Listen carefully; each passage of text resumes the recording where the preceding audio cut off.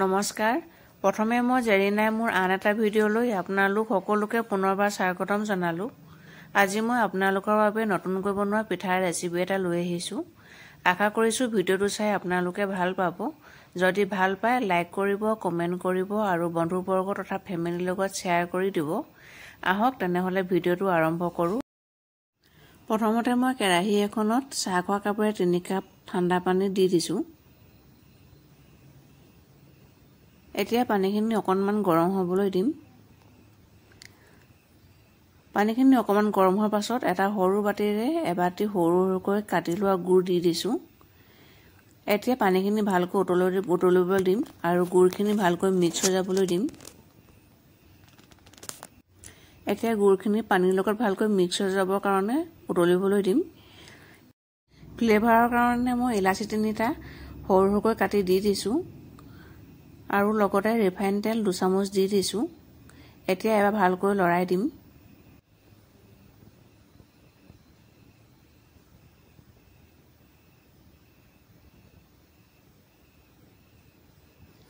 গুড় আৰু পানীখিনি ভালকৈ উতলি অহাৰ পাছত এয়া দেখিছেনে ধুনীয়াকৈ উতলি আহিলে। এতিয়া মই আধা কাপ আটা দিছো। আটা হলনি আপোনালোকে ময়দাও দিব পাৰে। আৰু সেই একেটা কাপেৰে 1.5 কাপ পিঠাগুড়ি দিছো। আপোনালোকে যিকোনো ভাত খোৱা চাউলৰ পিঠাগুড়ি দিব পাৰে। মই শুকান পিঠাগুড়ি ব্যৱহাৰ কৰিছো। আপোনালোকে প্ৰয়োজন হলে কেঁচা পিঠাগুড়িও দিব পাৰে। এতিয়া ভালকৈ হেতাখনেৰে লৰাই মিক্স কৰি দিছো। আপোনালোকেও এনেকৈ হেতাখনেৰে লৰাই ডাঠ হোৱালৈকে লৰাই থাকিব, নহলে কেৰাহীতলিত লাগি যাব পাৰে। এয়া চাওক একটা ডাঠ মিশ্ৰণ এটা হৈ পৰিছে। এনেকৈ ডাঠ মিশ্ৰণ এটা হ'ব লাগিব। আটা মঠাৰ নিচিনা ডো এটা প্ৰস্তুত হোৱালৈকে হেতাখনেৰে লৰাই থাকিম। পানীখিনি ৰিফাইন তেল দিয়াৰ কাৰণে দেখিছেনে ধুনীয়াকৈ পিঠাখিনি এৰাই আহিছে। এয়া দেখিলেনে আটা মঠাৰ নিচিনাকৈ ডাঠ মিশ্ৰণ এটা হৈ গৈছে। এতিয়া মই গেছৰ ফ্লেমটো অফ কৰি দিম আৰু এইখিনি অলপ সময়ৰ কাৰণে ঢাকন দি থৈ দিম।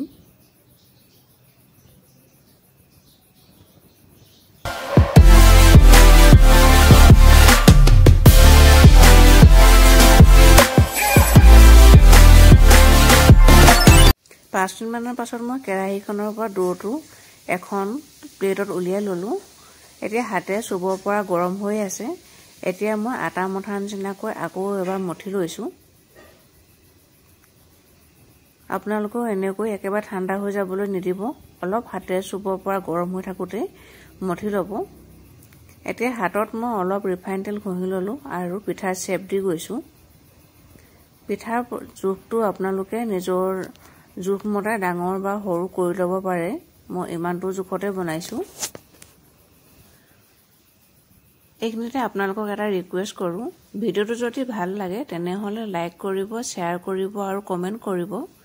আপোনালোকৰ ধুনীয়া ধুনীয়া কমেন্টবোৰ পঢ়ি মোৰ খুবেই ভাল লাগে আৰু আপোনালোকৰ কমেন্টবোৰে মোক আৰু নতুন নতুন ভিডিঅ' বনাবলৈ উৎসাহিত কৰে। এয়া মোৰ গোটেইবোৰ পিঠা বনা হৈ গ'ল। এতিয়া ইফালে মই গেছৰ ওপৰত এখন কেৰাহী পাতি থৈছিলো আৰু কেৰাহীখন গৰম হোৱাৰ পাছত মই ডাঙৰ চামুচে 3 পৰা 4 চামুচ মান ৰিফাইন তেল দি দিম।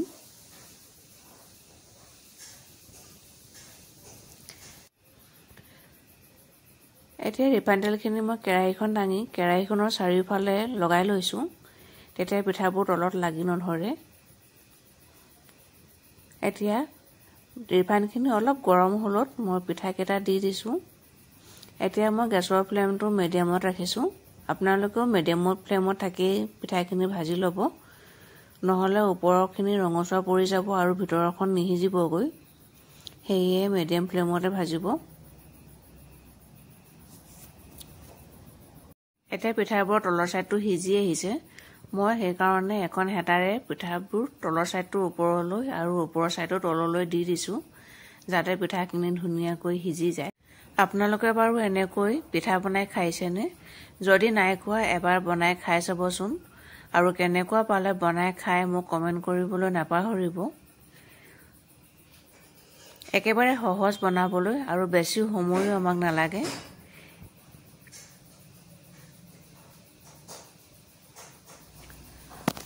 আৰু আপুনি যদি মোৰ চেনেলটো প্ৰথমবাৰলৈ চাইছে আৰু ভিডিঅ'টো চাই যদি ভাল পাইছে তেনেহ'লে নিশ্চয় ছাবস্ক্ৰাইব কৰি দিব আৰু ছাবস্ক্ৰাইব কৰি কাষতে থকা বেলটো টিপি দিব।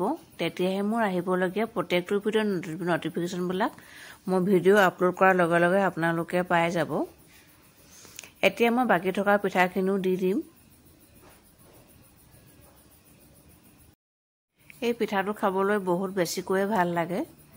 আপোনালোকে এই পিঠাবিধ বনাই এয়াৰটাইট কণ্টেইনাৰত ভৰাই কেইবাদিনলৈ বনাই খাই থাকিব পাৰিব। মোৰ এইখিনি পিঠাও বনাই হৈ গৈছে।